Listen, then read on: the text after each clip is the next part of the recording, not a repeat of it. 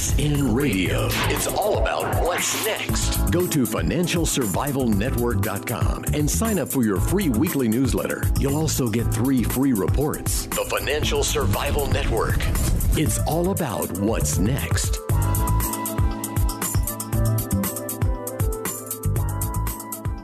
It's Kerry Lutz, and you are listening to the Financial Survival Network. And it's time for another Triple Lutz report. This is episode 383. My goodness gracious. The date is April 23rd, 2015. Well, we've been talking so much about debt. Had a guest on yesterday, Alan Kors.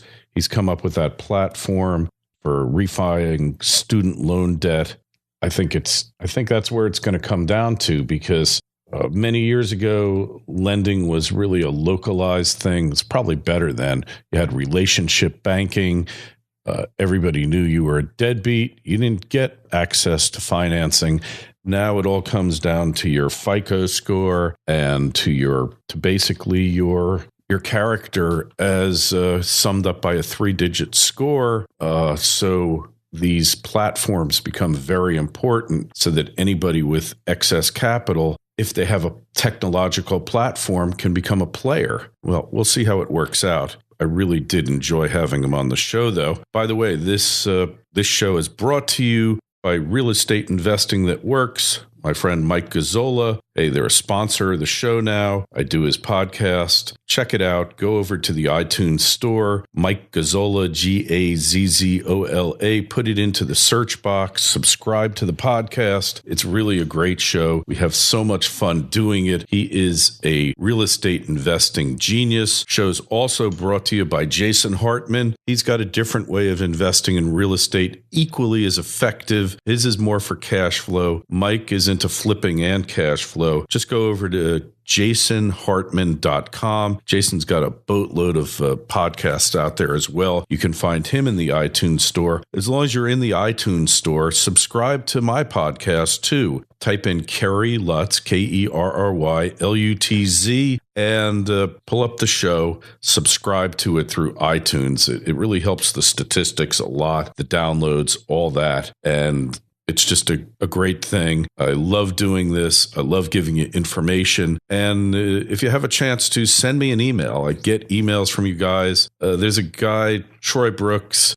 He's real interesting, and he's got a lot of predictions. I keep trying to get him on the show. He won't come. One of these days, I'm going to get him on, though. Troy, if you're listening, and I know you are, we have divergent views of the future.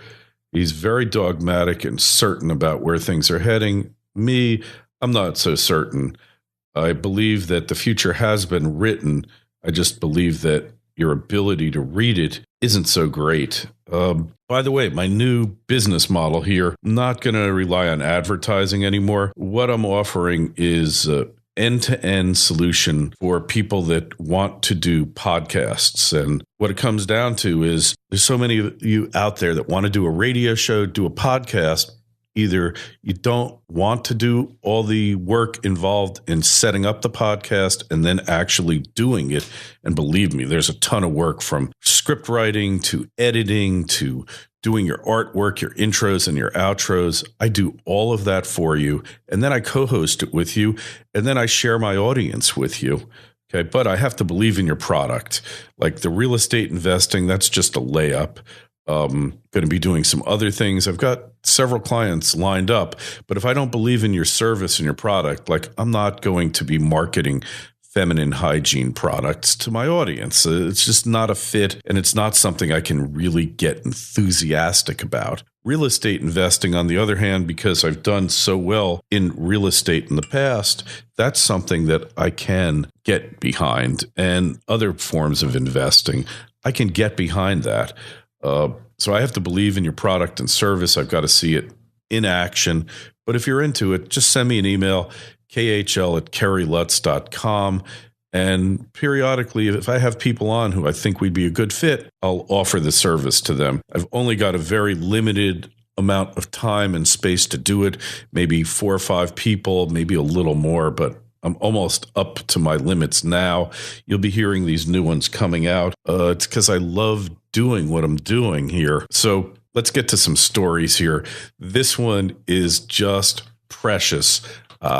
This goes to like too much time on their hands, you know. It could only be published in the Huffington Post. So I don't like to read you stuff because usually it's very boring when you read it. This guy, Steve Rode, he's a blog on the Huffington Post. Dear Steve, I had 2 city student loans, and at some point in time within the last 5 years, they went to Navient, which is what Sallie Mae became.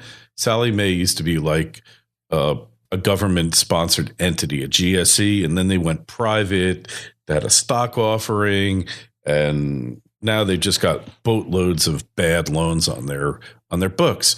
And he said, I recently called to ask if I could get a lower payoff amount as the original loans were $32,000 and now they are up to $64,000 because of deferment and interest. They said no, and I believe these may have been private loans. My conditions have changed. I was born into Islam, but never knew much about my religion. Since 2012, I've been learning more about my faith, and it is strictly forbidden in my faith to have dealings with interest, right? Because in the Quran, interest is verboten, no. It's a major no in Islam. That's why they do all these like discounted loans. You're going to go to hell. You're not going to experience paradise if you do loans with interest. And he's saying, I'm offering to pay off the original amount I owe, however, due to religious reasons. I would like them to recognize that my awareness and conditions have changed from the time of originally accepting the loan with City Student Loan Corp. And not even with them at Sallie Mae. Well, obviously the education did not teach him how to write proper English, and he wants to know if he can get the interest wiped out and close this account in case with just paying the original amount borrowed, also known as the principal. I am in Seattle, Washington area. Are there attorneys that you can direct me to that can help? Amir. And he takes this very seriously. Dear Amir, yes, I am very familiar with the issues surrounding the Islamic approach to interest. You might enjoy reading Debt and Religion, a look at the Islamic view of debt with Imam Asal. Asking any lender to adjust their terms and conditions after the fact for religious reasons is just not going to happen. You've also learned a painful lesson. The damage caused by deferment is enormous. So deferment, what happens is you say, look, I can't pay, just defer it. So they defer it, but you build up interest, and then interest gets built into the principal, and then you are in the unenviable position of paying interest on interest. Most people think it is an innocent time not to make payments and get a payment vacation. In fact, it just puts the debt into turbo, and the interest causes the balances to explode. I have observed Sallie Mae, now Navient, settling more loans, and you'll need expert assistance to get yourself in the right spot to settle with them. If you just ask, they won't do it. Let me skip on here. If you don't have the funds available to do that, you might want to talk to your mosque about Zakat, a Muslim charitable fund that followers may ask for help from in order to repay problem debt. Zakat is an obligatory charity for Muslim followers. It's really interesting. I don't know if synagogues or churches have it, but I think that this is a wonderful thing that you should start thinking about now. If they don't have one, I know they have them in synagogues. The rabbi has normally a discretionary charitable fund because basically every year in a synagogue you contribute a certain amount to the building fund, a certain amount to the operating fund, and then the rabbi has a discretionary fund. But whether he's going to help people with debt or not, but it would be a good thing to set up a fund in synagogues to do that, and churches. But as he says here, but even considering all those facts above, if your faith is guiding your repayment, then you'll have to seek wise counsel on how to deal with what the imam told me. He said, even those that borrowed with interest are obligated to repay their entire debt. And if they don't, they will be prohibited from entering paradise when they die. How you overcome that little issue is above my pay grade. You got to love it, man. The Huffington Post, man, they are my hero. I just love it. And man, it's a wonder that there's an Islamic or Muslim person that doesn't pay their debt, knowing that they're not going to see paradise. And I don't know if that means if you're a deadbeat Islamic follower or Muslim, that you don't get the 72 virgins for being a deadbeat. This I don't know, because that's above my pay grade. I'll tell you that. But it's enough to make you think that maybe you need to change your evil ways. And gold and silver, they're getting beat down, but they're just not able to knock them down much under the $2,000 mark. Once they go under the $200 mark, it's really, really difficult to keep the $1,200 mark, rather. It's difficult to keep them under there. That I find kind of fascinating, that it really, they knock it under there and then it doesn't stay under there. It's a different kind of anomalous behavior in the precious metals markets. I'm just not seeing them stay there. They stay there for a little while and then they bounce up. Oil's bounce back up over $56 the barrel. Will it hold there? Not sure about that. Right now, as of today, it's at 57.5. War drums are beating in the Middle East. I just think it's just a matter of time till there's a conflagration in the Middle East where everything blows up. I mean, the U.S. has done its utmost to see that occurs. And when I'm looking at these currencies, man, the Aussie dollar at 77 cents, the loonie, which is the Canadian dollar, at 81 cents, the euro at $1.07.6. I mean, these are just prices that are unreal. And the dollar index is 97.81. I think it will break 100 in the not too distant future, but I don't know. I am the worst at prognostications of prices in the markets. Hey, if it was up to me, gold would be trading at 5,000, and Bitcoin would be trading at 5,000 as well. They'd be at the same price. Bitcoin and gold would be at parity, but obviously these markets don't pay any attention to my opinions. Do you know what Bitcoin is trading at right now? Bitcoin is trading at 236.47. But get some panic in Greece. Who knows what's going to happen at that point? I don't know.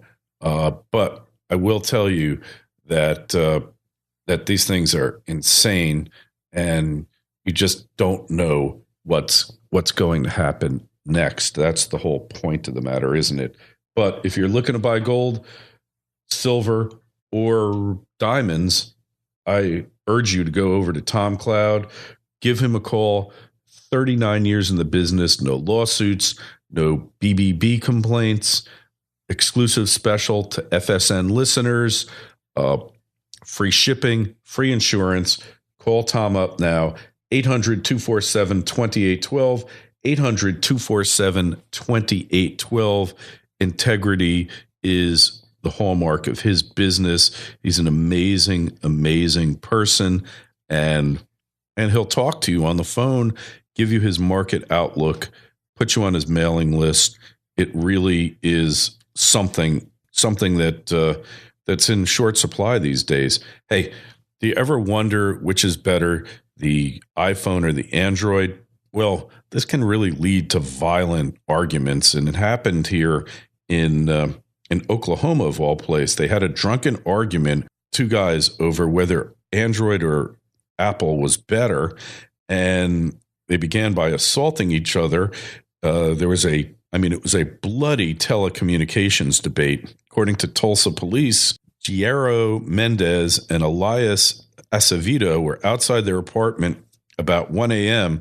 when their phone quarrel moved to the stabbing stage. And as they tussled in the parking lot, Acevedo allegedly struck Mendez in the back of the head with a beer bottle, and cops subsequently apprehended Acevedo, and he was covered in blood and also had several lacerations on his body from the fight. And both men were treated for cuts and bruises at the local hospital, where Mendez told police that the pair had been arguing about which phone was better. We don't really know who won this argument. Look, they could have just picked up CNET or PC Magazine or Mac Magazine, something. I mean, this is like not exactly a reasoned debate.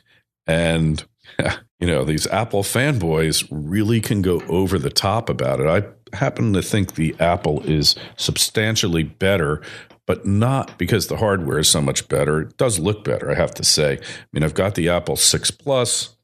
I think it's a better device, but I'm not willing to come to fisticuffs. I'm not willing to use deadly weapons to prove my point. But evidently, some of you out there are. So be careful who you debate the merits of which one is better, because sometimes people will get violent about these things. Hey, have you seen these articles about what happened in Wisconsin? I mean, these crazy progressive Democrats were breaking down people's doors, trying to stop Scott Walker from passing these public anti-union bills in the Wisconsin legislature, and then they had gag orders on people. I mean, these are Gestapo-like tactics. It's just shocking, and I think that's what we all have to look forward to. They're just out of control they're rabid, and that's the future of politics in America. I have no doubt one day you won't be listening to this show because we will be shut up. I mean, that's just the way things work in this country now. Prior restraint of free speech, that is your future. That's my future. Nothing we can do about it. Speaking of future, I was in California. It was just shocking out there. Flying into the state, used to be you'd fly in. I flew in during the day. It's always smoggy, let's face it. It's a big catch basin for every toxic fume emitted from a tailpipe, emitted from a factory, emitted from a power generation state. But here, it was green. It was like this big patch of green in the middle of a desert, LA. But now it's like these little patches of green in the midst of a desert. It's just parched earth. It's remarkable. And, at one time, as this article says here, by Joel Kotkin, the state was renowned for meeting human and geographic challenge, and it's losing its ability to cope with crises.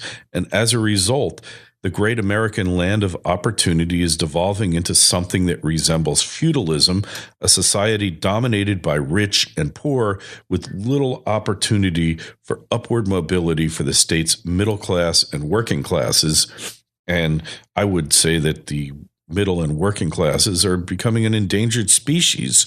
And they're saying the water situation reflects this breakdown in its starkest way. Everyone who follows California knew it was inevitable that it would suffer a long-term drought. It just happens. Most of the state, including the Bay Area as well as greater LA, is semi-arid land, and it could barely support more than a tiny fraction of its current population. And California's response to aridity has always been primarily an engineering one that followed the old Roman model of siphoning off water from the high country to service cities and farms, right? That's the way we did things here in the United States. And whether the environmental idiots like it or not, that's the way it was done. But since the 1970s, California's water system has become the prisoner of politics and posturing. The great aqueducts connecting the population centers with the Great Sierra Snowpack are all products of an earlier era, just like in New York. But in New York, they so over-engineered it And they are building a new pipeline, big water pipe, the third water tunnel, as they call it, which will be done, I think, eventually when humanity's extinct, but they are building it. And it's really those water tunnels in New York. If you ever have a chance to take a look at the work on them, they are engineering, wonders of humanity. But there's these aqueducts. There's the Los Angeles Aqueduct, built in 1913, the Hetch Hetchy, catchy name, built in 23. There's the Central Valley Project, built in 37, and the California Aqueduct, which was built in 74. Primary opposition to expansion has been from the Green Left, which are morons, which rejects water storage projects as irrelevant. And yes, water storage projects are irrelevant as long as you have enough water. And at the same time, the Greens and their allies in academia and the mainstream press are those most likely to see the current drought as part of climate change-induced reduction in snowpack. Many scientists, of course, don't agree with this. And wise-thinking people like myself don't agree with it because it's ridiculous, because climate change is just climate changes. I mean, it's not brought on by man activity. It's ridiculous.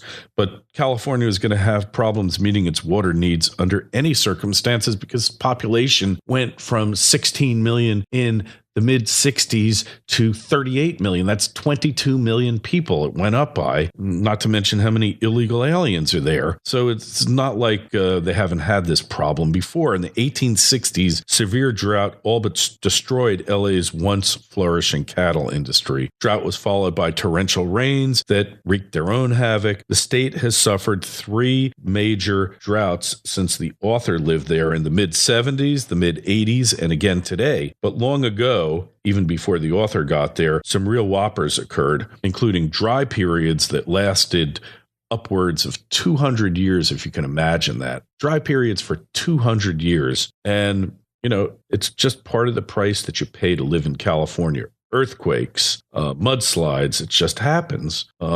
California is such a great place. Love being there, but it's being allowed to just devolve into a third world country. So the question is, how do you meet the challenge?